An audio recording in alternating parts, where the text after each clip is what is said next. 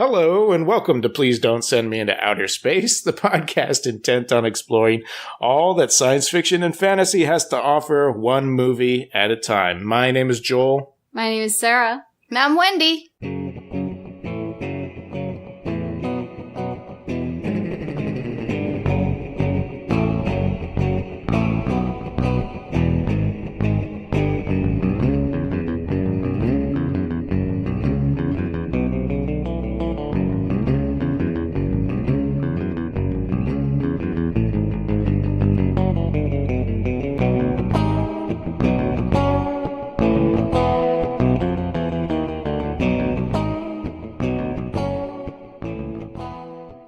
The movie this week is Lady Terminator from 1989, directed by Jaleel Jackson, written by Carr Crennaus. See, I already messed up.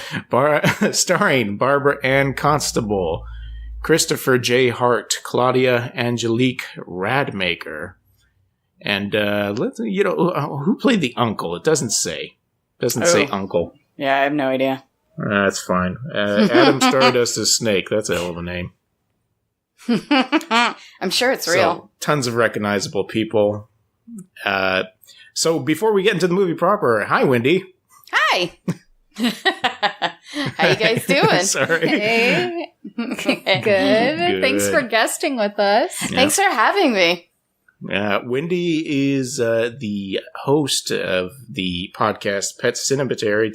Tell us about what you do and how you heard about this movie, please. Sure. So I host a podcast called Pet Cinematary. On the podcast, I take a look at all the animal actors that have visited us through cinema over the years. Yeah, so if a movie has an animal in it, I want to talk about it. So we look at anything from something like Gone Girl to, Air Bud. Kind of just break it down, and I talk about the animals that are in movies, like how they're trained, and then also like symbolically, what do those animals mean if that can be put into that movie. And then as for Lady Terminator. So Lady Terminator, I've known about for a while. I have a good friend, my friend Christina. She is the curator. She's the programmer for Alamo Drafthouse here in New York. Wow. Yeah, so she used to program a place called 92nd Y Tribeca, and she always was talking about this movie and would play it occasionally, and I kept missing it. But recently, and like in the past year, I actually they showed it for a Weird Wednesday at Alamo, so it was the first time I saw it, and I was like, oh, this movie's amazing. I love this movie. So that's kind of, it's been on my radar for a while, but I've actually never gotten to watch it until like the past year. But it's a big hit with like kind of underground kids, underground cinema kids. It's an Indonesian exploitation classic, if you will. So yeah, I really have fun with this movie. I think it's a lot of fun. Yeah, absolutely. Yeah, definitely. Mm-hmm. Yeah, I think if I had that job, I'd be forcing people to watch Rotor over and over again, which is this is actually very similar to that because it's kind of a Terminator knockoff type thing. Oh, nice. I don't know that one, so I'm gonna have to look that one up then. Oh, it's not as laugh out loud as this one, but it is it's very special that way. Oh, that's awesome. This one seemed more like a little bit cheesy. Rotor seemed like it was trying a little harder as an American film, but I don't know. I guess they both have really great stuff in them. I recommend it. I mean, Lady Terminator is a serious drama about a woman scorned. Basically. Audience, listeners, I probably should have said this before. This is going to be at least PG-13 because we have to talk a lot about certain things happening. So I don't suppose you're worried about people with younger ears listening, but just in case, I'm thinking 13. That's about the right age because we're going to say the word penis a lot. There'll be talks of boobs. Yeah. there's some stuff going on here. There's violence. Mm-hmm. Adult situations. Yeah, blood spurts and whatever was spurting out of that one punk's pants. I assume it was urine, but I wasn't sure. There's stuff going on, guys. Oh, man. Just the name Lady Terminator sounds kind of like a joke to me. Mm-hmm. I don't know. It sounds like, I want to say sarcastic or something. Like, like looking for a title and that's just what you call it. Because you can't think of anything. I wonder what the Indonesian title was, because I feel like Lady Terminator is how they marketed it towards Western audiences. So I wonder what the actual Indonesian translation of the title was. Yeah, I don't know. I know it was released as under a different name in at least France. I'm trying to look at what that was. Now my tagline. Now it's freezing. That's good.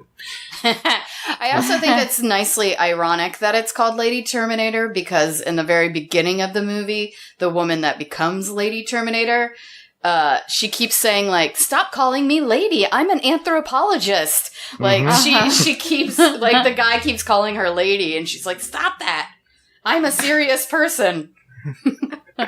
Everyone who has a degree declares their anthropologist Terminator. That would have been amazing. I was going to say, if you said that, it sounds like she's a Terminator who only goes after anthropologists, but that's not the Lady Terminator. She doesn't just go after ladies, one particular lady, but, No. Okay, the French title was Nasty Hunter. Ooh. Yep. I like that. Yeah, it's a bit more, that kind of prepares you for what you're going to get into, I feel like, a little bit more. Yeah. This totally was like a shock to us. We didn't know what was, well, I don't know if Joel knew, but we were just caught flat-footed. We really enjoyed this. Anyway. I think it's sometimes good to go in, especially with this movie, kind of blind, and just sit down and be like, I have no idea what this is going to be like, and just watch the crazy and be so excited about it. Yeah. Yeah. Maybe we should recommend people watch this if they're gonna watch it. Oh, sure. Yeah. I hope if somebody, the problem is it's hard to get a hold of, Yeah, it's really hard to get a hold of. I know that there's a place, you can go and buy the DVD on Amazon, but don't spend $25 to watch a movie for this podcast. I mean, Exactly. You should. I mean, you might as well. This play, it's gonna be your new favorite movie, so you might as well go ahead and spend the $25. But yeah, don't spend it for the podcast. Spend it for yourself. Exactly. Treat yourself. So let's talk about the story here. The opening of this movie, we've got Great Ocean Waves. We've got a voiceover that doesn't seem connected to anything that I can't remember what it said. And then... I think it's just giving the, isn't it kind of... I don't know what it's saying either. I think it was saying something about the, sea witch, but I think it's more of just, one of those generic, they're the best of times and they're the worst of times. Yeah. And, it's one of those things. It was the best of times. It was the worst of times. And then there was a witch lady. When I married that lady. Oh, yeah. Like it's Grandpa telling a story. Oh, my God. Yeah, so... we couldn't stop laughing watching this. But yeah, it was something like, in time, In the past. There are things best left to history, or so. Yeah, something like That's pretty close. good times, bad times. Yeah. One takes the good, one takes the bad. And one vagina eats a penis. It's great. Oh no! But have you heard about this lady? It's crazy, yo. Yeah. So after that, we go to a lady who's gyrating on top of a man, and they seem to be having a good time. They're there's lots of they're moaning. One of the best things about this movie is all of the audio is overdubbed. So yeah, which is interesting because if you're looking at their lips, they're talking English, like they're saying the right words. It's just everything was overdubbed, I think, with a better voice instead of accents, which is so strange to me. Yeah. Yeah, that's one of the things it has in common with that other movie, Rotor, we were talking about. For some reason, all of Rotor's audio is overdubbed, and it's like, it's all American actors. I have no idea if maybe they lost the track or something. I wouldn't be surprised. I mean, there's not many times in here where it's like, that doesn't seem like what they were doing, but it's, it just stands out that way. Yeah. But somebody paid the guy to moan a lot, and then all of a sudden it's not good. Something happens to this poor guy. Mm-hmm. He's fine. Anyways, well, it's the story of this woman, right? So it's the story of the like sea witch or whatever she is. I forget what she is, but her shtick is that she's trying to find a guy that can satisfy her, and like no guy satisfies her, and like no guy, like I guess I don't know what the thing is, but like she basically eats men with her vagina is what I think is happening. She has like a ghost snake inside of her that eats men while she's having sex with them. So it's good times that way for sure. Yeah. Yeah, I think that these guys are dead by penis being eaten or something. According to the medical examiner. Yes, exactly. They loss of blood due to penis decapitation. Yeah. Right, and just to get technical, I mean, if they're in the middle of doing it, there's definitely a lot of blood that could get just, lost right there. That's actually the perfect time. Because we were talking about the logistics of the thing, and it's like, well, I don't think necessarily, having your dick cut off would necessarily make you bleed out right away. But no, I mean, John Bobbitt is still alive. Exactly. Yeah, we were just had this conversation before we started. Yeah, we were like, would that be fatal necessarily? But under these circumstances, it is. Yes, for the sake of the movie. Yeah. And this is like a snake that's doing this, and so there could be some venom involved. Who knows? There's layers. True, very true. Yeah. So after this guy's done, her chambermaids pull off the body. One of them is complaining about how heavy it is. That doesn't matter. And she's passionately licking a grape, talking about how no man will ever be able to please her. And then I assume time passes. The movie jumps around the a next bit. Second. Mm-hmm. The next second, there's another man there. Yep. In comes Blondie, and not the singer. And he's ready. He's dressed all in white, and she's like, "Ooh, okay, everybody, close the door." And so they get to the business. This time she's serious because she's taken off all the clothes, and he gets there and they're doing it, and it seems like he might have a little bit of hidden knowledge. And I guess before her climax and his climax, he reaches down, and this is the first time we see this. He pulls out a snake. Mm-hmm. Do you have any idea what kind of snake that was, by the way? A rubber snake? I don't know. Yes. The famous it's rubber an snake. eel. I think it's an eel, not a snake. I feel the same way. I was like, that looks like a wet snake. If it's not an eel, like a river snake or something. I don't know. I think it's more of an eel. It's something crawling around. He pulls it up, lifts it up, and then he does a motion where he kind of pulls straightens it out, but not really, because it becomes a kriss, as they call it over and over again in the movie, which is a small dagger. Chris. And then I think this is the first part that made me laugh is when she's like, what is she? She's like, give that back or something like that. And he's like, return it to its normal form or something. Oh, yeah. It's like, we're married now. Like, wait. He thinks he has control over her because he has the magic eel from her vagina. Yep. Typical dude. Yep. That means you're married if you get the eel. That's right. I assume.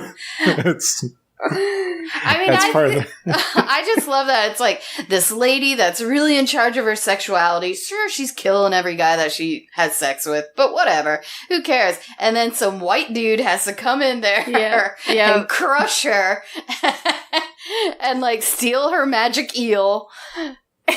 Typical. So typical. Absolutely. Yeah. And this is the second time we looked at that part. I get the feeling that his intention was not to stop her evil ways, although he did say stop all the murdering. I got the intention that he was like, now we're going to be together the real way. Like, Yeah, there's something weird in the translation there, because it sounds like he wants her, like, to dominate her, like, to have her as his wife, right? And then, but then she kind of just disappears. Like, she's like, I'll have revenge on you, and vanishes. So, I don't know. I guess maybe he was like, see you later, lady, and, like, went off, or, don't know quite what happened there. Part of me was wondering if, like, he did have a child with her, and if the baby just, like, washed up on the shore or something one day. I like that. She's gonna have revenge on his great-granddaughter? Yes. Yeah, like in 100 years, she'll come and take revenge on his granddaughter. Yeah, I didn't know if he married another woman in Indonesia or... Well, he must have reproduced somehow. I don't know if it was through, a thought magic or something like that, but... Yeah.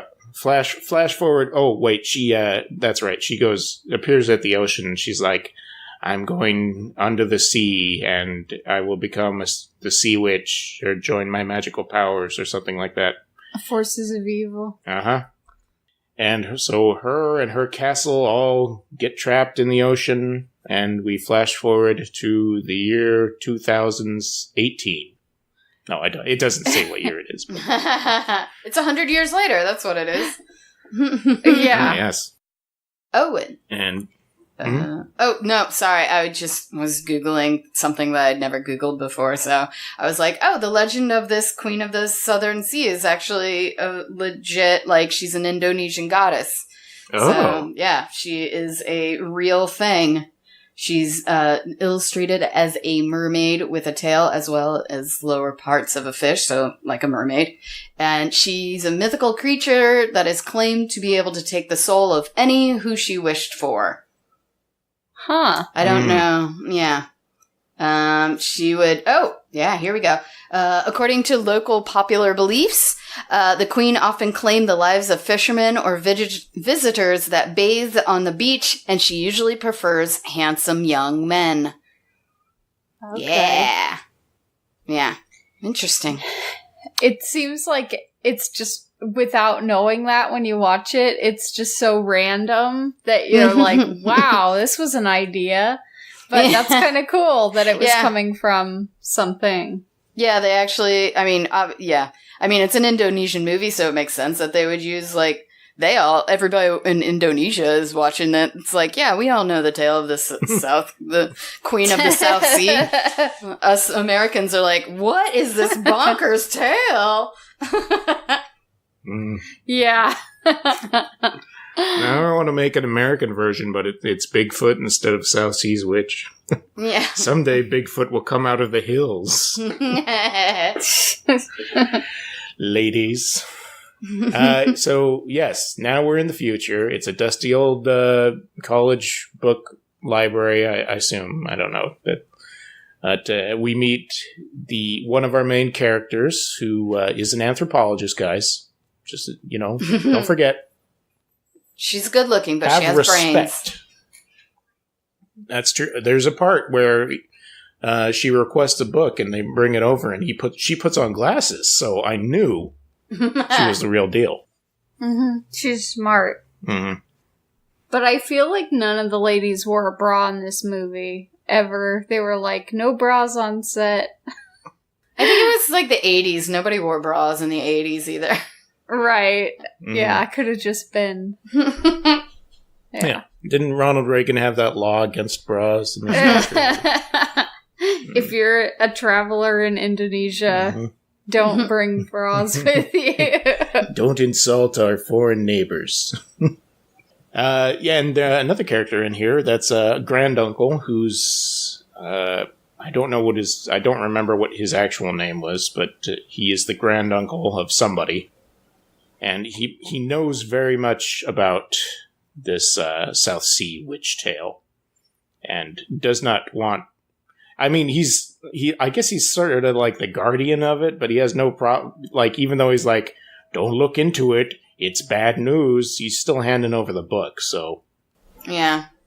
Guess he's got, I guess he thinks it's going to be harmless. But little does he know, right after this happens, the anthropologist charters a boat. And we get a surly seaman that, you know what I mean. And his first mate, Popeye. Who, even though we don't really see much of Popeye, I think he is my favorite character. He's just this, like... he's just driving the boat and not, making any expression whatsoever. And she's arguing with him about where she wants to go to find the hidden palace underwater. Mm-hmm. And he's like, that's how Popeye lost his brother. Like, people come out here and the boats just disappear, and he's just like sitting there blankly, like steering the boat still. Like no reaction. Those are always my favorite characters, when like two characters are talking and one's like, look at him, he's traumatized, he lost his brother. And then it cuts to the guy and he's just like chomping on a cigar, like driving the boat, staring straight ahead, like not a care in the world. Yeah. Yeah, there's a couple of guys that kind of fit that in this particular movie. Good. She can't, this anthropologist, the sailor's trying to tell her that, there's better things to do. You can't do that. You don't know what you're talking about. But she's an anthropologist. She's come out all this way. She heard that he knows where this place is. So there's no, there's not going to get her off that path. So they go out there. She puts on her scuba gear, jumps into the water, and immediately has to come back to the boat. There were a bunch of stuff like that in the movie where it seemed like just needless, like, information was given to you. It wouldn't have caused a problem for the movie if she'd just been all right without needing to come back to the boat immediately to get it fixed. I don't know. Yeah, no, I feel like it probably happened, like, it was true, like, it happened on their first take, and they were like, oh, you know what? We're gonna use this. That's great. Totally. We'll just use this. That she didn't have her thing properly in her mouth, or the tank wasn't turned on. This is great. It's like real life. Yeah. See, it makes it more documentary than film. Yeah. Or I think, like, maybe it was a weird way of like a cat jump scare in a way of being like, oh my god, she's already like dead in the water. But no, it's just her tank needed turning on. Like a fake scare of that the queen had already got her or something like that. But it didn't quite pull off it. Right. Maybe it was more effective before they overdubbed everything. Yeah, that could be very true. Yeah. Eventually, she does make her way. We get a whole bunch of underwater shots, and back on the boat, the sailor is just like, oh, man, I shouldn't have done that. Shouldn't have ate all those tacos either. He's just not having a good time. Popeye's nowhere to be seen. I assume he went downstairs to get drunk. Boats have stairs, right? Yeah. Boats, yeah, they have under... Okay. Yeah, under the deck. I just felt weird saying downstairs. That's probably not what they say on the boat. And eventually she... I think what happens first is we watch as the man on the boat is watching the waves gather. And they slowly grow, and it's being shot in a way where it's it doesn't really look like they're getting bigger, but we're supposed to think they are. It's like a little swell, not something you would be worried about. Yeah. And then he says, I think I made a mistake. Is that what he said? What have I done? Oh, what have I done? Ah! Somebody throws a bunch of buckets of water on him. And then a shot of a model. I think. Tiniest little boat superimposed into a normal size wave. Yep. For 1 second. So we know what happened to them. Goodbye, Popeye. What a waste. Yes. At the end of the movie, they should have been in memoriam, Popeye. I think we had to put a lot of dead guys on there. So she's under the water in the castle then, and it's like a normal room, like it's not underwater. Yeah, I think she gets transported to somewhere. Yeah. Yeah, somebody's bed. Yeah. And she's bound by each of her limbs, and she is, of course, she's disoriented. She doesn't know where she is, and we see something at the edge of the bed slowly crawling up towards the middle. Now, according to the trivia on IMDb, there are a couple of different changes that were made between the Indonesian version of this movie and the American version of this movie. One of them is that this eel snake thing in the Indonesian version goes into her belly button. Oh, interesting. That's not what happens in this one, though. Mm. That's a cartoon pops up and goes directly into it goes into her vagina. Yeah, a little cartoon eel or whatever, and then she's now the new South Sea Queen or whatever it is that they call it. Yep, that's the end of the movie. Yeah. It's when anyone with good taste just went, you know what? I think I've seen enough. No. Yep. So she magically appears on shore. She's naked, walking off the beach in the middle of the night, and we see two rowdy gentlemen having a good time. Drinking beers. They can't stop laughing. I don't know what their problem was. One of them is just pissing uncontrollably. In a very odd way, too. I was like, can dudes do that? It was straight up. I'm and for say 2 minutes solid. Yeah, that was so random. I'm going to say that most guys can't, but I have not been to Indonesia. I don't know how it works. It looked like he had, maybe not unzipped his pants. Yeah, I don't. Yeah.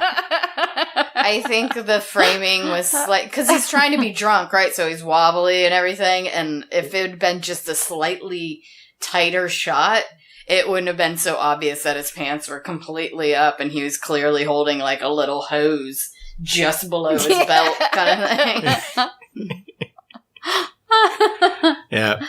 These two drunkards they're just a horny couple of dudes because they can't stop talking about, oh man, I'm a good looking guy. I wish I was in. We shouldn't be hanging out here getting drunk. I don't care. Woo. Why can't I get laid? Buddy, tell me, buddy. It was so ridiculous. It was it felt like it had to be ad-libbed or something okay, you're two horny guys on the beach, so start talking. And what do you say about that? It was just so ridiculous, the things they were saying. And then she shows up and they're like, oh, nice. One of those crazy tourists. I know. I love that she just wanders up and I feel like it would be normal if you're hanging out. Even if you're drunk, a naked lady just wanders up, you'd be more can I help you? Do you need help? Do you need a hospital? And they're like, yeah, you ready to go? Let's do this. I got dibs. Whoa, dude. Yeah. But again, it's men. What are you going to do? I mean, yes, that's yeah. I like the idea that you had beforehand, but they are men. So yes, this is what's going to happen. Yeah, so one of them goes into the backseat. By the way, Sarah noticed this second time we were watching, because there are a couple of items that are particular to this South Sea Witch's powers. One of them is that dagger we were talking about before. One of them is the eel snake thing, which are kind of related. And another thing is this necklace, which it seems like she goes on the hunt for later, except for the fact that when she walks out of the ocean, she has it around her neck. Oh, interesting. I don't think I ever noticed that before. I know that, that's how she knows the great-granddaughter or whatever is because of that necklace, right? Yeah. So she, later on, not to jump ahead in the plot, but she kills, the best friend because she bought a knockoff version of it. And then the granddaughter has, the real version. But maybe there was, multis made? Or, I don't know. Or maybe. Every time, that eel thing gets into a woman, they get a new necklace. So maybe the granddaughter has the one that the great-grandfather had stolen from when he, killed the other sea witch who, wanted revenge on her, or on him.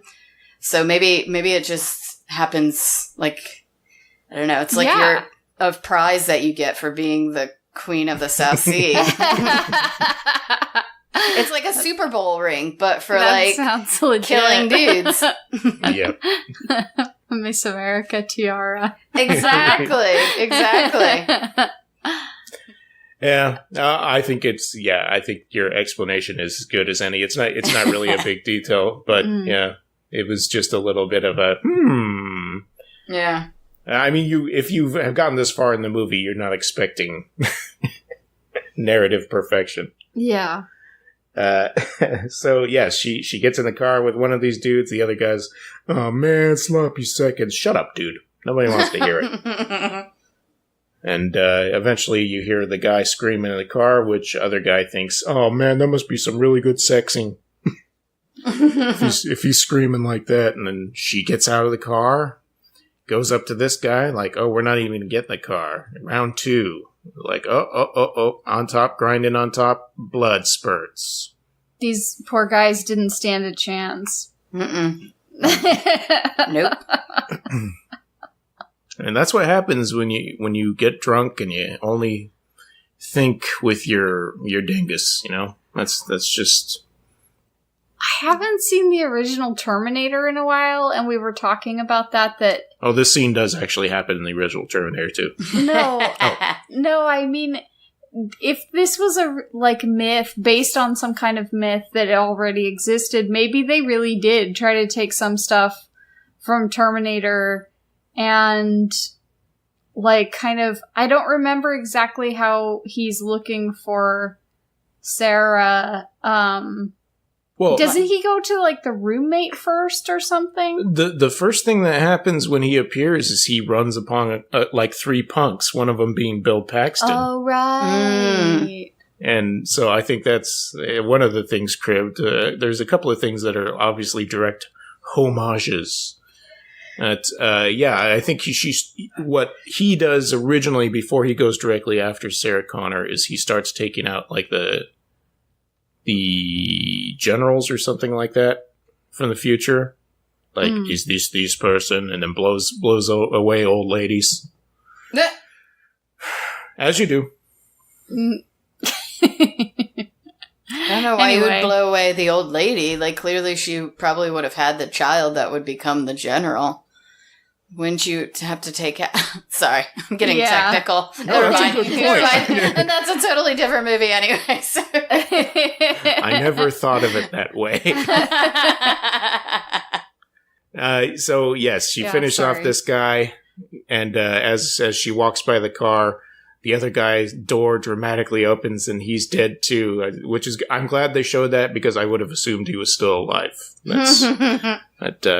She takes a jacket, walks herself to a nearby hotel, And the guard there, one of the guards is reading an issue of, what'd you say it was, Sarah? I thought it said Fiesta on the cover. It's just like a porno mag that he has, and it looks like it says something really silly on the cover. I don't know why. Erotic Fiesta, of course. Yeah. Anyway. Yeah, so then she goes to this hotel room, and there's some security guards, like, looking at the video when she goes in, and they're saying it's supposed to be a closed-off area. And then it basically shows her in the hotel room having this, like, ritual or something. This, like, seance or I don't know what. And she's looking at the painting of the South Sea Queen while the music video is playing in the background of this pop star or rock and roll star, whatever they call her. And yeah, and then I guess somebody goes in there to check it out because you find out later that Right. She gets all those electrical things going through her. oh right, there's like lightning or something, like blue lightning striking her. Charging. Yeah. Yep. Yeah, and so when a guard shows up with like a submachine gun or something like that, like, these guys are serious about protecting this hotel. And yeah, she pulls her into the room, and that's where we cut off for a little bit. And I think that's next is that where the cops or? Yeah, I think that's when the cops show up, or like you deal with the meet new them. guy. Yeah. Yeah, that guy. They don't tell us, but it's America, and it's 5 years ago. Yes. And we're being introduced to a character that's going to be in the present. Mm-hmm. Yeah, I think. Yeah, we're in a bar. We're not positive. We're seeing his meet cute with his wife that's dead. Yeah. And two of the lamest bullies come in. I can't believe how lame those guys are. like, I win some money on the track. Let's have a drink. Hey, buddy, do you serve beer here or only milk? Like, oh my God, somebody give these guys a wedgie. And of course, they go for the sexual assault, a couple of slaps back, and our cop friend, takes him out, and his friends show up, Snake, and what was the other guy's name? It was Tony. I don't remember. It was the guy who got blown up in the helicopter. No, that's okay. Tub. No, yeah, Tony is his partner, I think. It was Tub. Tub or Chub? I think it says Tub according to the quotes section, but yeah. I guess it's supposed to be like Tubbs from whatever, but Miami Vice. Yeah, just a bunch of cool dudes. And he sits down. Oh, are you okay? Yeah, well, sure, I am. Blah blah blah. Thanks for saving me. Oh no, no problem. Yes, the meet cute happens, and then we pan out to a photograph of this exact situation. It's like a photograph of him and her that he's holding. And you're like, when did this happen? I could not stop laughing because somebody who took had that picture? Somebody had a camera handy. It happens. From that angle, the bartender had a camera. I always take pictures of my special bar patrons. I thought it looked more like those Sears portraits where they had like a faded out like second view perspective of the same person. Like in the dark, there's like another figure of yourself. Like a profile, and then there's like one that's like torso straight on. up. Yeah. But I thought it looked like they were looking across the chasm at each other, like in the dark. Yep. Yes, he's looking melancholy at the photo when his partner comes in and says, "Hey, we got a bunch of dead bodies."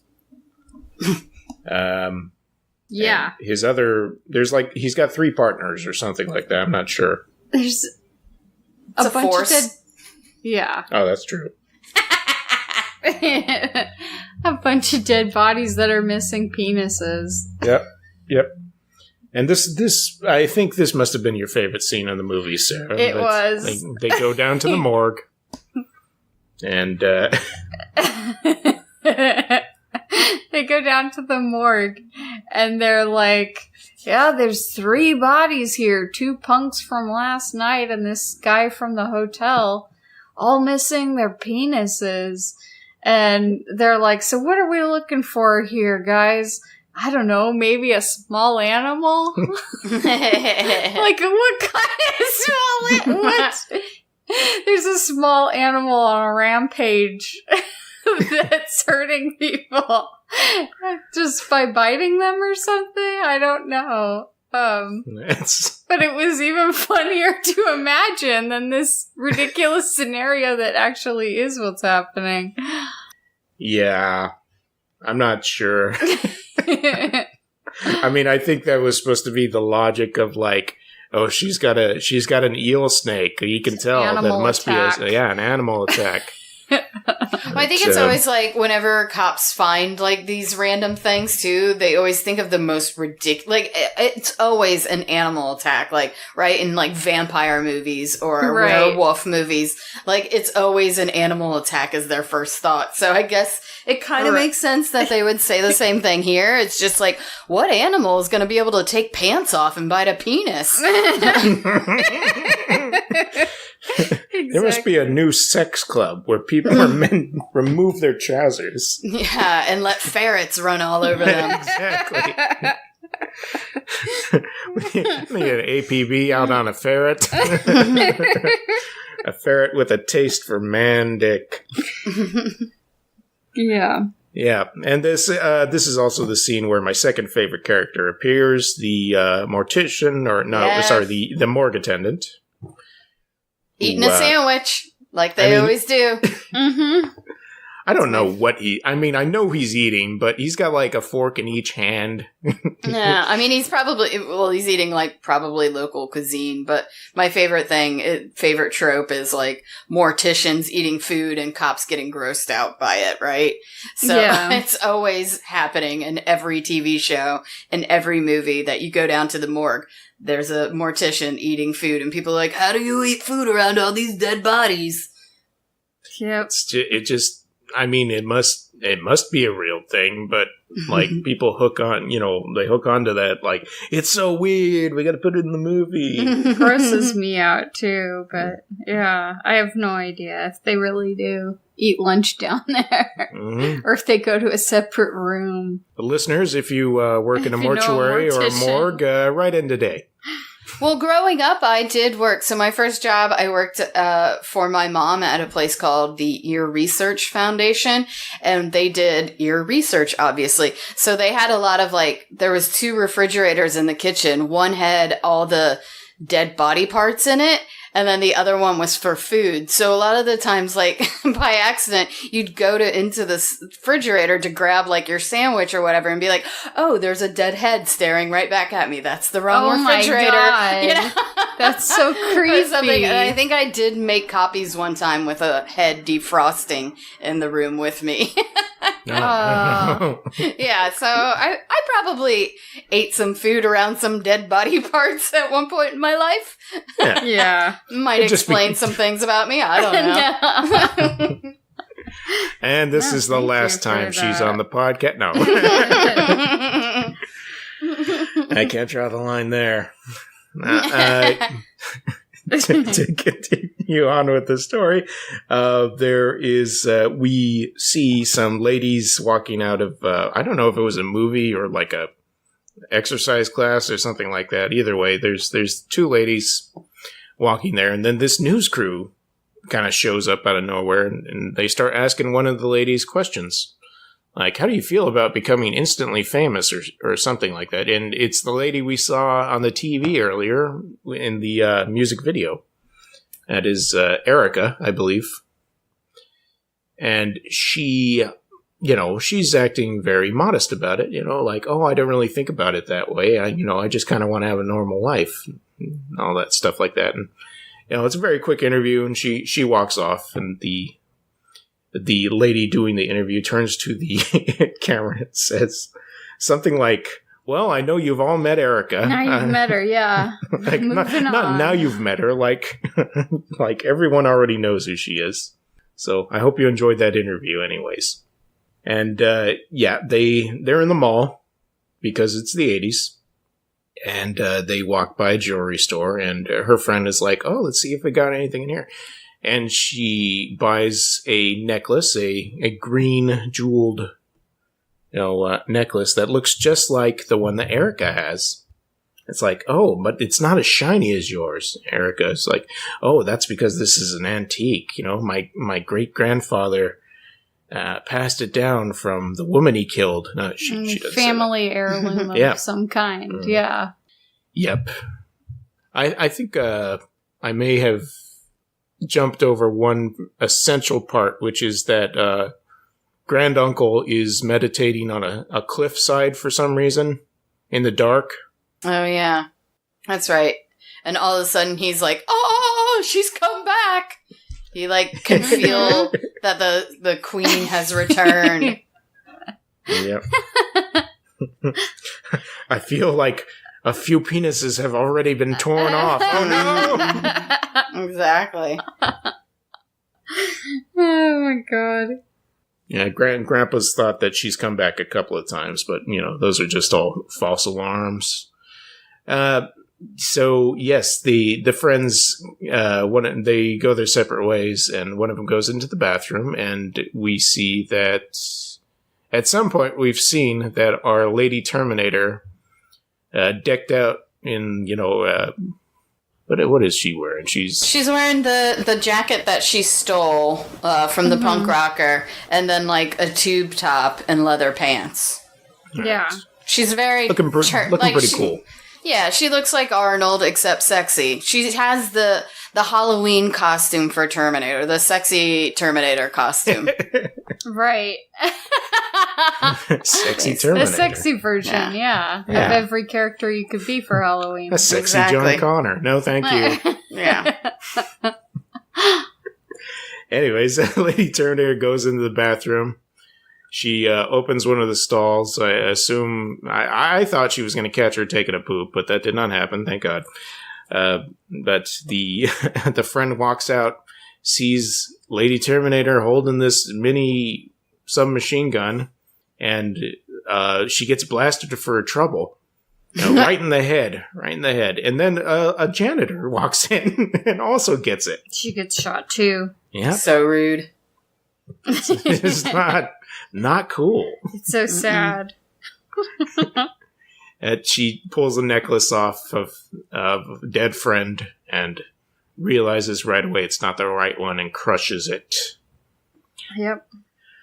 And our cop friends, by the way, when they were at the morgue, they decided it's time to chill out for a while. Let's all go to the club.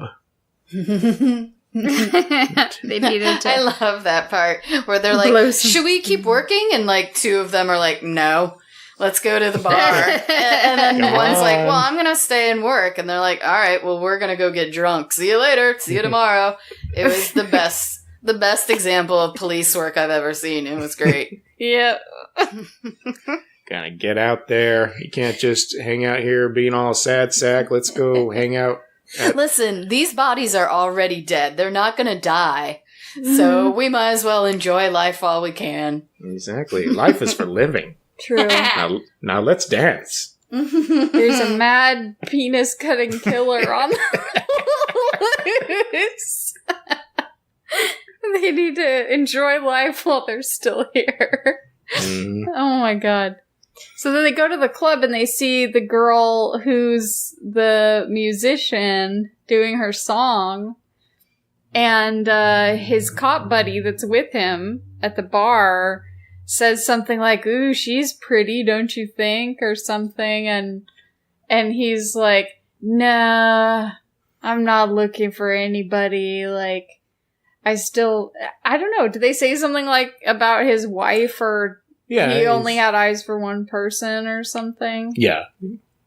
Yeah. He said, "Come on, man. You gotta move on. Yeah, exactly. His friend's telling him to move on. He's like, "Well, let me just go at my own pace." And then his friend is like, "They're all gonna think you're gay if you don't start dating soon." Right. Great. Like, okay. That's nothing I can do about that. But, yes, we see It has been like 5 years since his wife died, right? That's what I didn't know if they meant like it'd been 5 years since he met her, or if it had been 5 years since the tragedy had happened. Yeah, I assumed it'd been 5 years since she died, which I was like, yeah, he should be moving on by now. Like, yeah. I was like, she seemed to die pretty young, so not that I'm like so cold. I'm like, he only knew her for a couple years anyway. I mean, come on. Come on, dude, get over it. Exactly. Come on, dude. So a full song plays that I personally could only understand a couple of the lyrics of it. I know she was saying fight for sure, but yeah, there was something about like if we do something, we give power to the authority or something like that. I kept trying to listen to the lyrics too, and they were a little hard to understand. Yeah. Yeah, very Miami Connection, except for those are very clear lyrics that everyone likes to sing along with. Yeah. But who should show up at this club but our Lady Terminator? And she's looking to murder this lady, to get her revenge finally on the great-granddaughter of her 100th husband. And after the song, she pulls out the gun. She almost shoots her, but Max is the name of the blonde cop. He jumps and pushes her out of the way, and that poor DJ gets shot. And it's, of course, it's pandemonium now. Everybody's running out of the club, trying to get out of there. They run out into the alleyway, and his partner, whoever that guy was with the mustache. He's just like, he doesn't care. He's opening fire. He's shooting whoever. But, after a couple of shots, we see her fall back and then kind of twitch because she's the Terminator equivalent. She is bulletproof for the most part. She's animated by the forces of evil. Yep. By the forces of painting and the sea. Did you think that maybe these were the cops and that the other people that you deal with later were like a private security team that weren't police, or... You mean like at the very end? Yeah, I think maybe... Sorry, I didn't realize it was that much further ahead. There's these other... You're talking about when she drives the cop car into, like, rips... That's the Terminator to the rip-off? building? Yeah. I assume that, like, so he has, like, his, like, police detectives or whatever. Like, there's detectives and then there's cops. And so I figured, like, the main people that he hung out with were, like, the people on his team, like, detectives. And then, like, when she drives into the building and starts killing everybody, it's, like, the entire police station. But then there's also, like, doctors working there. So I'm not quite sure what that building is that... Or I don't know if they're doctors; they just have lab coats on. So and clipboards. So I don't know what they were actually doing. But yeah, I assumed it was some kind of police station / I don't know, animal testing site. I have no idea what they were doing there. Yeah, they work with computers, and back then you couldn't work with computers unless you were wearing a lab coat. Yeah, so a little bit later that goes into happening. When they run out of the club, our poor friend with the mustache gets his head clobbered. And one of the things that Sarah and I used to always joke about that happens a bunch of times in movies is like a character will get hit in a way where it looks like they should be fine, and then of course they slowly slink down a wall and the back of their head is somehow burst. And that's what happens to this guy. Yeah, the back of the head is a very vulnerable area in movies where they don't have to actually even show you what did it. They can just like lay on a blood packet or something. Yeah, there's a sack of essential blood directly behind where your eyes are. I'm not a doctor though, so I don't know if that's actually the case. But yes, Max and Erica start to drive away, and Max is immediately on the phone like, "Hey, where was the backup?" Like, I don't remember you calling for backup. That he's already upset about it. And Lady Terminator steals a police car and begins following them. Car chase. Mm-hmm. And at first, Erica is like, let me out. I want to get out of here. I don't want anything. It's like, I'm trying to protect you. But okay, backup's about to show up and you can get in the car with them. But once they realize it's Lady Terminator, that's when everybody starts shooting at everybody else. And we get a very long car chase with a lot of, wouldn't say action necessarily. I mean, Lady Terminator's car is getting shot up like crazy. Like he's got unlimited ammo and just keeps on shooting and shooting at it. It seemed like some of the footage was sped up. Oh yeah, 100%. Yeah. Like old time kind of films. Yeah. Yeah. Yeah, I think it's, because you have to shoot it.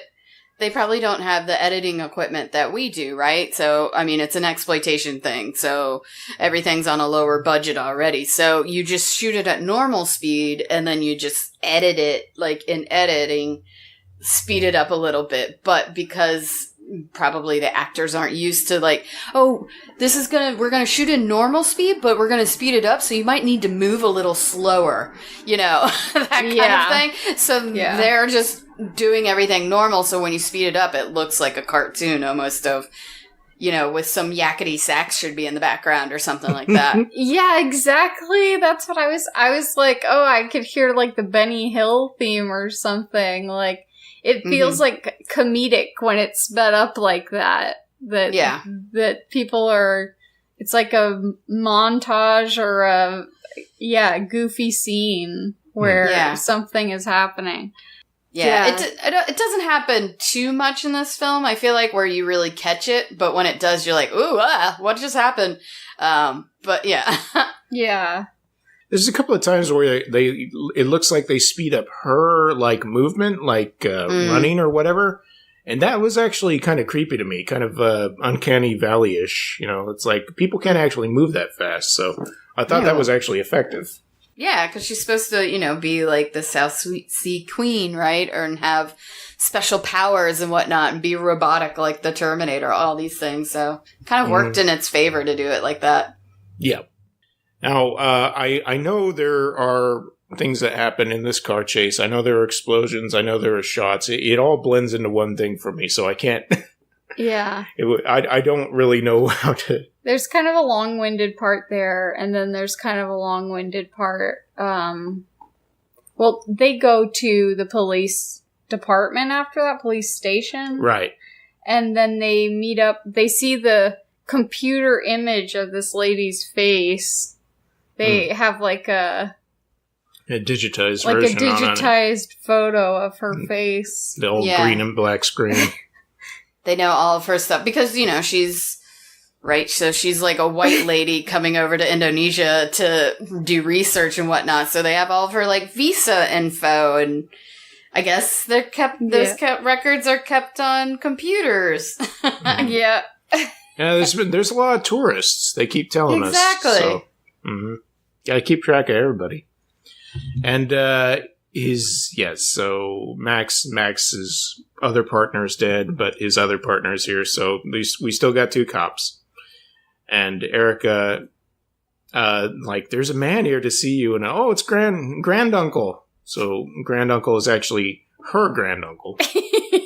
Yeah. And she goes, "Oh, my friend died," and he was like, "I know, I saw on TV." There. Such a it's been all over the television. Shut up. I don't want to hear anymore.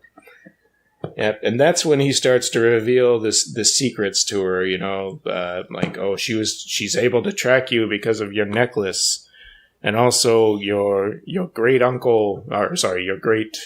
grandfather left you this knife, and as the only living heir, you're going to have to hold it for yourself. But don't think about it until the end of the movie. Until then, just keep it kind of tied around your waist. Just in case. And, another scene directly taken from the Terminator without the I'll be back part. The Lady Terminator drives a car through the front windows and stuff of this security place, this kind of police station, whatever it is. There was a throwaway line when they were escaping the club where Max says to Erica, "Come with me if you want to live." Not very dramatic. No, but I love that there's so many. There's a few different lines that they steal from other things, which I think is great. So there's that line, come with me if you want to live, and then one of them says later on, one of them's like, "What do you mean? If it bleeds, it dies." And I was like, they're stealing from the wrong movie, but it's still great. Yeah, and later in that, when those guys come over from the U.S., they have a whole Arnold Schwarzenegger and what's that actor's name? The guy from Rocky. Stallone? No. Guy from Rocky. Yeah. Anyways, Carl Weathers. Carl Weathers. Thank you. Yes. There's that part where they like grasp each other's hands and like kind of flex next to each other with each other. So good. And they try to imitate that with Snake and Max. It's not quite working, but yeah. So we get a big. This is an important scene when she's in the police station because everyone dies, and I don't mean, I think like the country of Indonesia died in this police station. There's so many squibs. Casualties. So many. Yeah. There were some, that one guy, she shoots and kills him, and then she just goes back over there and shoots him a bunch more times. like, why? You don't have to do that. And then she starts going up the, whatever, through the hallways, and the girls, it seems like she just shoots them in the head, but the guys, some of them she shoots in the penis. It's amazing. It's the best thing ever. I don't know why everybody doesn't love this movie. It's genius. Yeah. It is pretty great. Straight up genius. I was like, is this somebody's, specific fear of death? Well, because she's the South Sea Queen or whatever. So, if she can't have sex and eat their penis with her vagina, then you might as well shoot their dick off, right? Yeah. I mean, it's her MO. It's what she does. Yeah, we had a blast watching this part. It's the best. It's my favorite. I love that she kills. It's so good. That one shot of sorry, I'm just laughing because I'm thinking of it. She shoots the woman and all of her papers go flying. Yeah. Classic flying papers everywhere. And you're like, yes, already. And then a guy comes around the corner and is like, what? And she shoots him in the dick. And it's a 1-2 combo effect. That's so brilliant. It's my favorite thing. And then she just turns around and kicks down a door and shoots into the room, not even knowing if there's anybody in there. It's so bad. It's so good. It's my favorite. Yeah. I love it. That whole thing of just her killing and killing and killing is so good. Yeah. Yeah. I mean, I feel like at least 30 people. Maybe that's too much. Body count. But geez. Yeah. I felt, from what I understand, squibs are painful, right? So I felt bad, especially for that one guy that Sarah was talking about in the beginning who, after a couple of squibs go off, she just, reshoots him and another 10 squibs go off on this poor guy. But anytime a squib was going off next to a guy's crotch, that guy couldn't work for the rest of the day. I just know. I think it's hilarious. No, it's I great. love it. It's great. Don't get me wrong. It makes me even happier knowing that it was painful that way. Oh, definitely. Yes, if that brings you joy, then feel that joy because it was they real. were method acting then, it's okay. And there's a moment coming up where you're just, Yeah. So even though Max and his partner know that all this stuff is going on, I think his partner's name is Tom. Tom or Tony, something like that, right? Yeah. It's a T word. Yeah, so they're running throughout the things, and they're the only ones who aren't getting shot, but they're taking plenty of shots at her. And she's just, brushing them off. They're nothing like that. And she gets through a couple of floors of these guys, and then all of a sudden Erica and I was going to call him Uncle Grandpa, Granduncle. Mm-hmm. Then I guess they finally hear the noise, and they look at each other, and they both run out of the room. Eventually, everybody meets up after many, many people die, and several people in lab coats there's one guy who was just like answering the phone. It's like, nope, now you're dead. That's great. That's great. And Granduncle says, no, I'm going to go out there. Give me your necklace. I'm going to try to take care of this myself. And you should escape, as best as you can or whatever. Yeah, and then... So, this is my second favorite, or maybe tied with my first favorite part. Mm-hmm. When he goes out to battle the Terminator lady, the Sea Queen, he takes the necklace, and when she tries to shoot him, it doesn't work. And it's like he's invincible while he's holding the necklace. Which kind of makes you feel like she was safer before when she was wearing the necklace, and you just didn't maybe know that. She looks scared. She looks, not scared, but Lady Terminator at least takes a second to be like, oh, this guy knows what's going on, Yeah, she's confused. Yeah. So I don't know if he was whipping up spells on his, on his free time or whatever. And then he holds up the necklace, and it goes into her eye. Like, gives her an eye injury or something. Mm-hmm. Does it knock her over, too? Yes, it does. Yeah, and then next thing you know, she gets up, and he's like, oh, shoot. And she shoots him in the dick. She shoots the old man in his dick. It's amazing. You don't get any better than that. You have an 80-year-old man that had to put a squib on his dick, and he got shot. That guy definitely did not. I hope he had no reshoots. He definitely. It's so good. I mean, it sounds like listener. If you haven't seen this movie, you might think that we're exaggerating. No. I think he had a single gunshot, like, in his shoulder. Every other gunshot, and there were several squibs that went off all in his crotch. That's right. And my joke about this was afterwards was because Max and Tony see this. And I was like... Max is like, what are we going to tell her? Because Erica is like, oh my gosh, where's Max? Oh, Max, there he is. Like, and what about my granduncle? He died of natural causes. Let's go. Also, I feel like all the men in the movie, like, you're seeing all your friends get shot in the dick, right? So wouldn't they, like, have that, like, almost Spaceball moment of, like, they all, like, protect their balls kind of thing? Like in Spaceballs whenever Darth Helmet comes around. Like, everybody just covers their dick up. Like, I feel like all the guys, as soon as they're done shooting or if their gun runs out, would be like, oh, cover your dick! No, totally. There was a reason. It wasn't just tactical that Max and Tom were both like leaning out from the sides to fire at her. They're like, oh, that's good protection. Like, yeah, for the dicks. Yeah. Oh my god. Listen, she's not going to shoot us in the head. She's going for the dick. So, our upper half body can totally be exposed. Yeah, we're safe. Oh god, what a way to go. Yeah. I love it.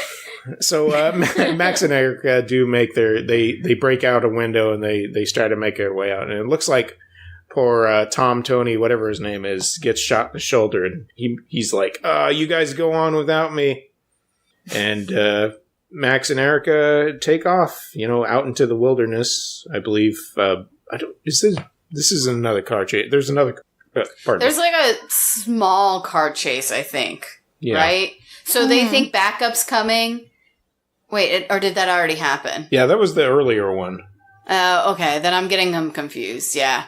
I think there was a car chase here because she follows them and like her car ends up like launching off a ravine, so they think again like, oh, we're safe for now or something like that. But they end up sleeping outside. Yeah. Which doesn't. If you thought that you were safe, why not go into a house? Yeah. Well, you know. Why are you camping? I know. I was like, I wouldn't want to roll around in the jungle when there's like eels and crazy people after you. It's just the logical conclusion. She found us at the mall. She found us at a bar. She found us at the police station. What about outside? Yeah. Boom. And this is the moment where they really fall in love with each other. Well, after he reveals that his wife was raped/murdered. Yeah. Oh, yeah. Just like nothing at all. Just totally blasé about the fact that, she was raped and killed. And Good times. That really turns a lady on to hear that your wife was raped and murdered. by an ex-con. Yeah. That bastard. I should never have arrested him. I forgot him. Oh my god. The writing. That bastard. It's the good stuff. And while they're having their romantic interlude, Lady Terminator returns to, I believe it's the same hotel room, and she has to get naked again because it's that kind of movie. And we see her bullet wounds kind of just fade and disappear. And then another almost exact copy from the Terminator where she pulls out the eye that got damaged by the necklace and just, like there's blood in the sink and stuff like that. And then a comically large eyeball floats in the sink. Flops into the water. Yeah. I think it's one of those stress balls that look like an eyeball. I thought that this scene was actually done pretty well. Like, for it being, like, a low-budget film, I thought that they did, like, the, like, dummy head that they use as her head to, like, pop the eyeball back in, and the eyeball, like, having blood on it and whatnot. I was, like, fairly impressed. I was like, oh, this is better than anything that, like, I don't know. I was impressed by it. No. Having said what I just said and having what you just said, it is pretty much exactly like the original Terminator. That scene in the Terminator also looks incredibly fake nowadays. But yeah, true. Yeah. But for trying to compete with that, it wasn't bad. Yeah. Oh, yeah. Yeah, and like the tricks that they used where they just kind of showed her from not the injured eyeball side, but the other eyeball side, and just had her kind of like moving around with the X-Acto knife or something where the injured eyeball was. I was like, that's really smart move. So you don't really have to show, like, you don't have to go crazy into special effects. It's all about camera angles and tricking the audience into believing something's going on over there. Yeah. And just put a fake patch over her eye for the missing thing. Yeah, no, you're totally right. But she basically regenerates that too, right?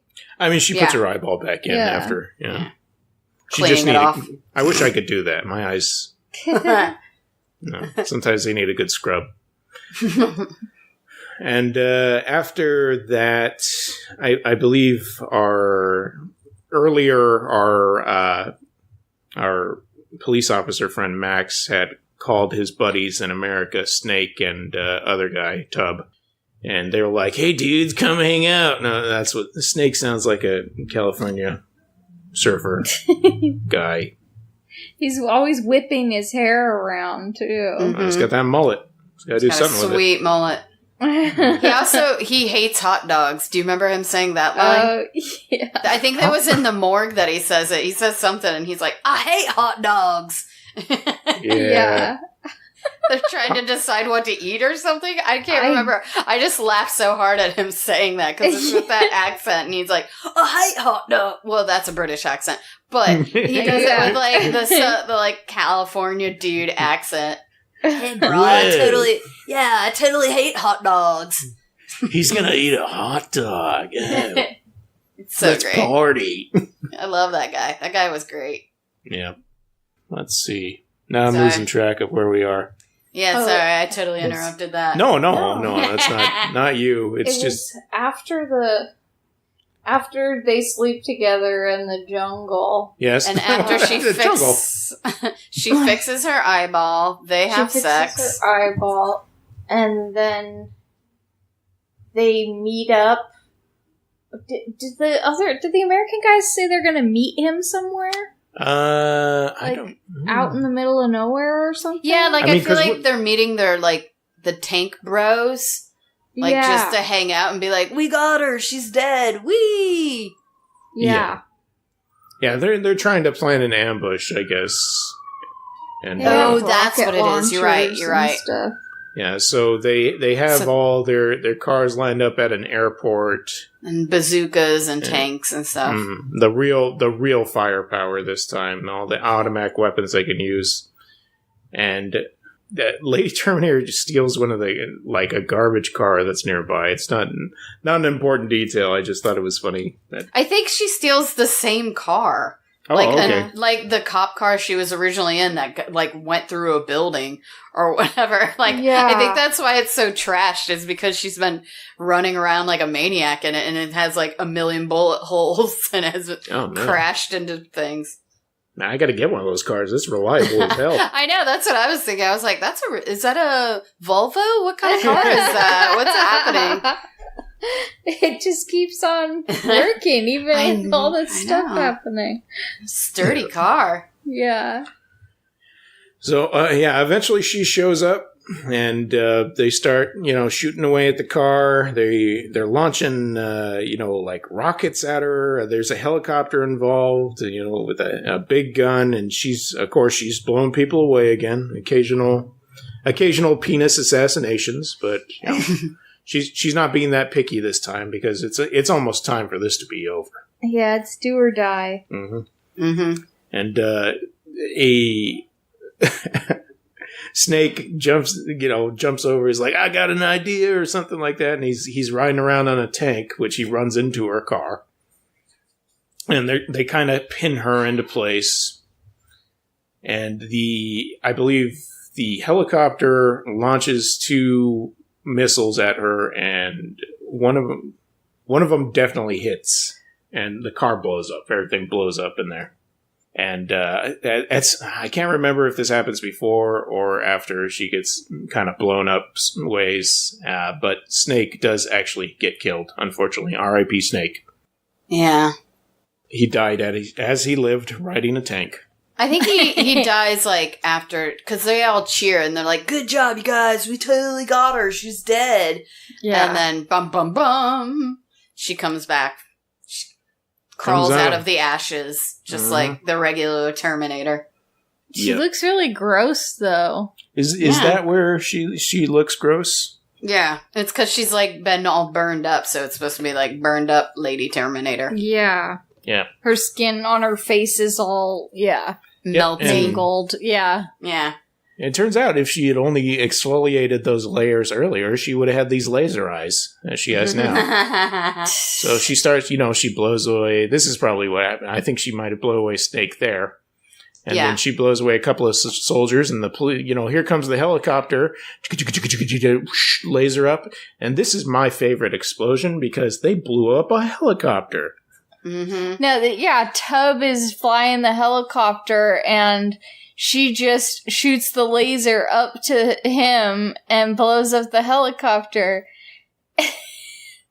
And it goes to the reaction of one of the guys, and he's like, my bud. My buddy. Tub, my buddy. Aww. You want to take that line again with some emotion? No. I'm in shock. Yeah, it was pretty good. Yep. And so people are getting lasered left and right here. It's bad news. So this is we thought we'd won this war. Max grabs Erica, and they try to make a run for it again. And she's pursuing them into another building. And at some point, her lasers run out of power, so she stops doing that. But she doesn't really need them anymore. And Max tells Erica, run up these stairs, get away as fast as you can. And he stays down there to try to fight her. And we get Max getting thrown around. For some reason, Max is semi-invulnerable to her attacks. Everyone else is getting killed right away. I know he's the hero, but he gets thrown away, smacked a couple of times. He even appears to be knocked out at first, but this I think was the part that I was talking about where it's like she's running up the stairs after Erica. Oh, yeah. And they kind of like speed up the footage. You can't run up the stairs that fast. Yeah. It's pretty cool. Yeah. Very Terminator. Was this the part where he is trying to help and she throws him and he lands on those stairs all awkwardly? Oh yeah, that happens after she like gets up towards the top and like grabs Erica and like tears off part of her like thigh. Yeah, she like tries to bite her or something. Yeah, I'm not sure. But she gets a wound, or not her thigh, her her ankle calf. or her calf, yeah. And there's like fake blood. And yeah, she runs into this room and closes the door, and the Lady Terminator busts in. It's going to be the end. Max finally shows up again. Yeah, then he gets knocked down onto some stairs, and I cried. It looks super painful. Like maybe you'd be like disabled after that fall. Like I don't know how they did that so good. It looked real bad. Something happens like that in Class of 1999 Part 2 that I also remember being like, oh my god, that poor stuntman. This guy's not falling on some stairs. I don't care how many penises get shot off. Just don't throw me on some stairs. But remember, I told you, Granduncle told us to forget about that dagger. But as Lady Terminator is finally getting to strangle Erica, getting the last laugh here, Erica finally takes out that dagger and stabs her. And that solves all the problems. She turns into a little blue ball and floats away. Well, Lady Terminator dies. I don't remember if she just like evaporates or whatever. Yeah, I don't... Something does like a glow goes somewhere. Like I think the body of her dies, right? And then like a glow ball or something floats away. Isn't that what happens? That dagger is floating there. The dagger that's what it is. It's the dagger. And Erica reaches for it, and the dagger's like, hell no. And flies away from her. Goes out the window. Goes back to the sea. Mm-hmm. And the epilogue is Max, he's okay. Erica's okay. And so is Tom. Tom's okay, too. Tom got thrown around a lot, but I think in the end, everything's going to be all right. And another shot of the sea, and we hear that strange voice over again, once again saying nonsense that I don't... Yeah. Yeah, there's more things, which I happened to find a little bit of it, like an article that had a bit of that. This might have either come from the beginning or the end, whatever. But it's one line and it says, sometimes the past should be left to memory to gather dust within the cupboards of recorded time.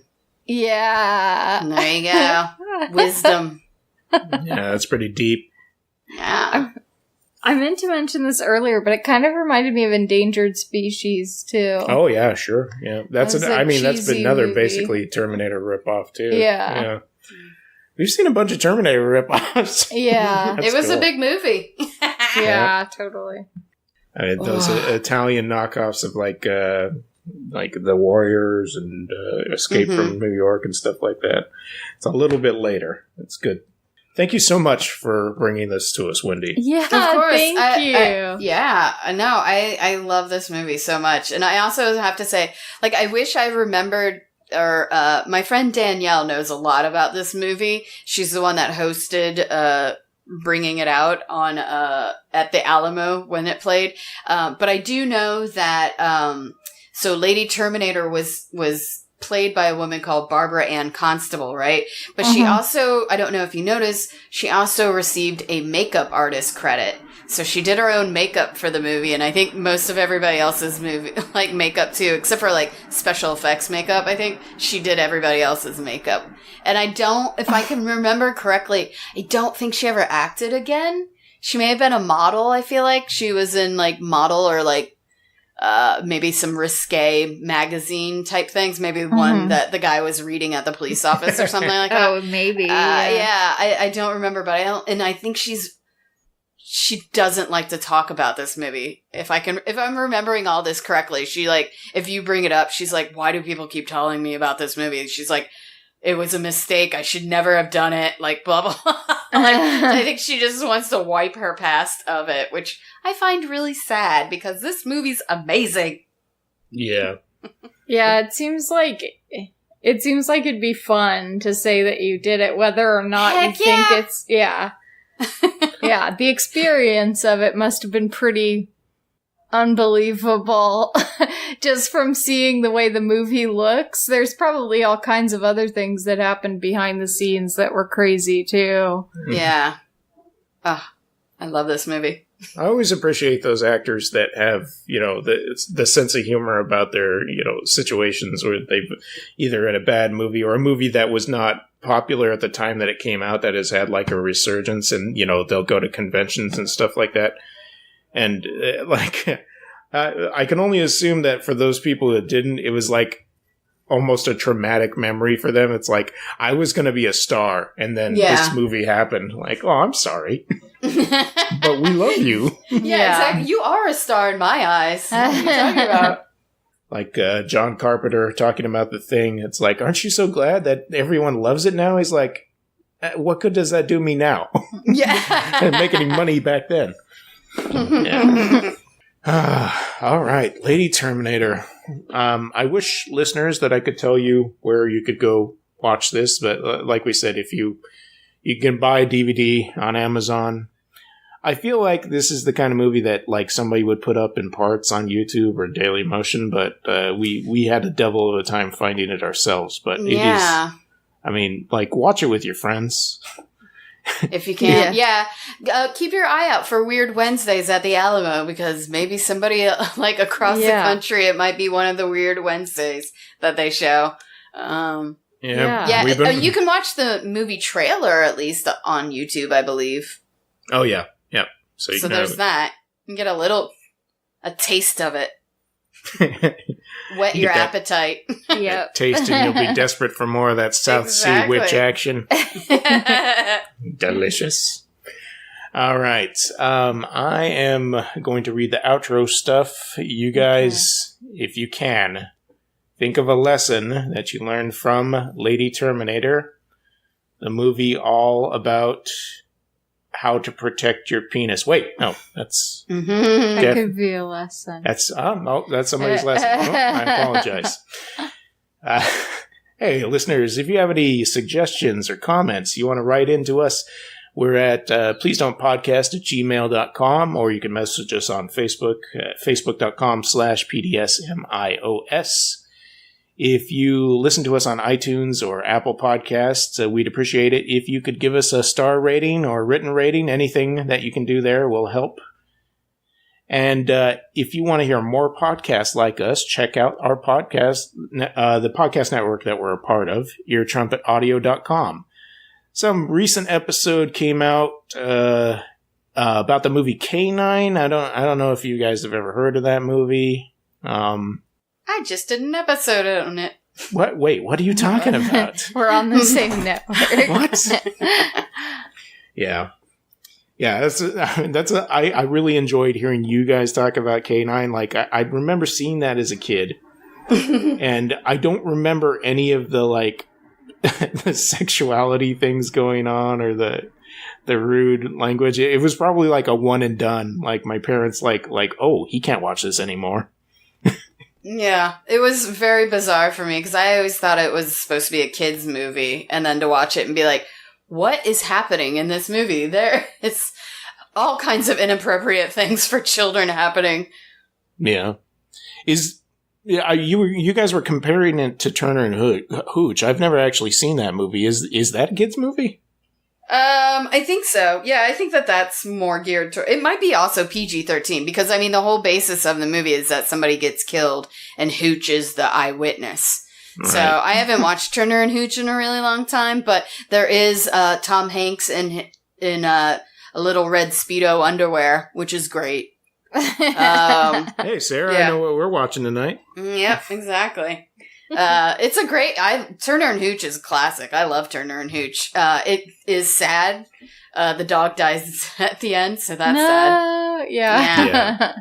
Spoiler alert. But it's a good thing to warn people about that because otherwise your just soul gets crushed at the end. It just goes out of nowhere. Yeah, exactly. Yeah, does the dogdie.com, I think is that site there you can search for a movie. Yeah. Yeah. It's great. Okay. Yeah, sorry. Anyway, no. That's good. You're not doing anything wrong. Eartrumpetaudio.com for all of the recent episodes from all the good stuff. If you listen to other podcasts, you'll be disappointed. No, that's not what I'm going to say. So a lesson. Do either of you have a lesson that you learned from Lady Terminator? Who wants to go first here?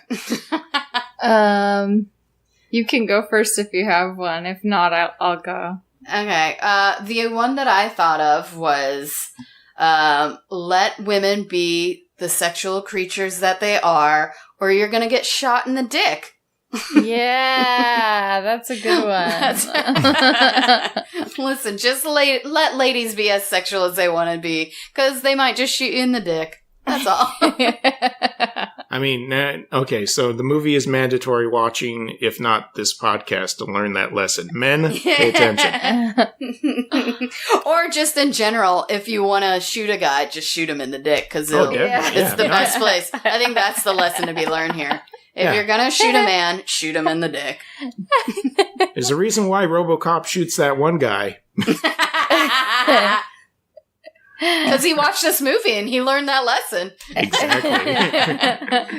Yeah, he turned to the screen after and was like, thanks, Lady Terminator.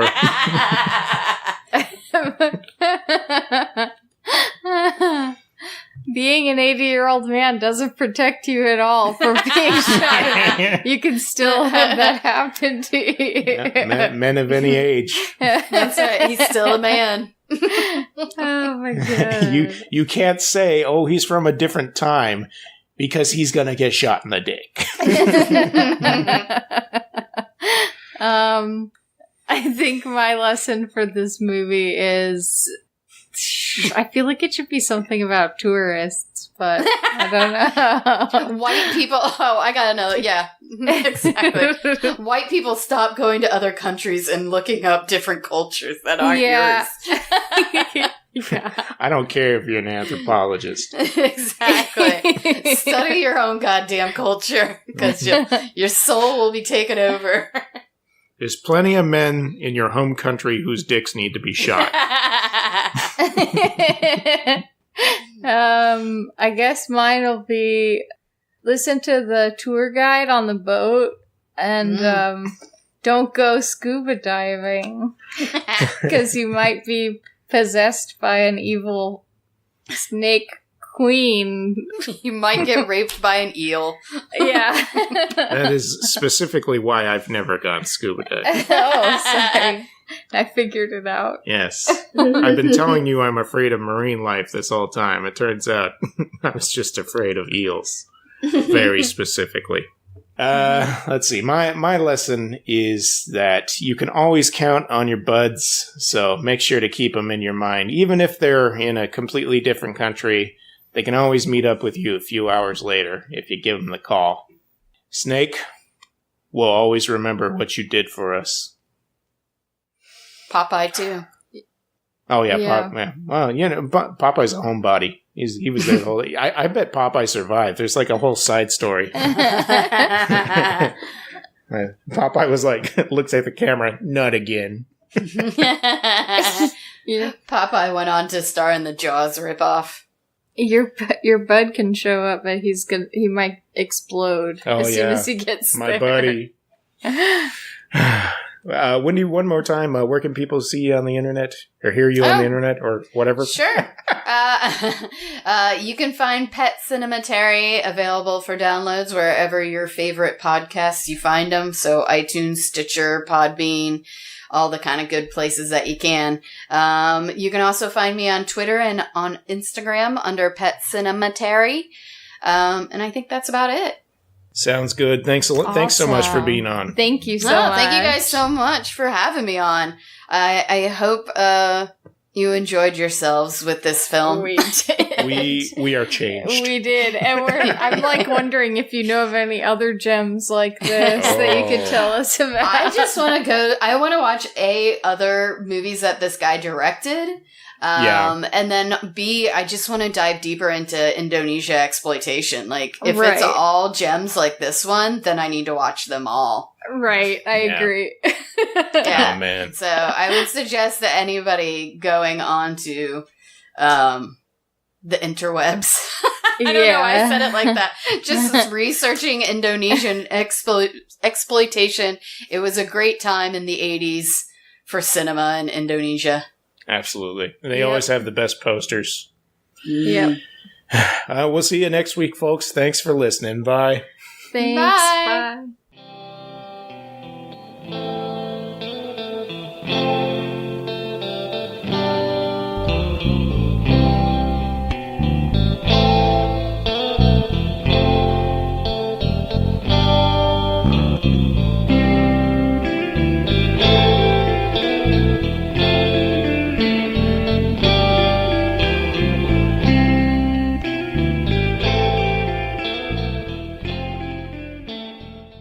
EarTrumpetAudio.com. Ideas and entertainment. Loud and clear.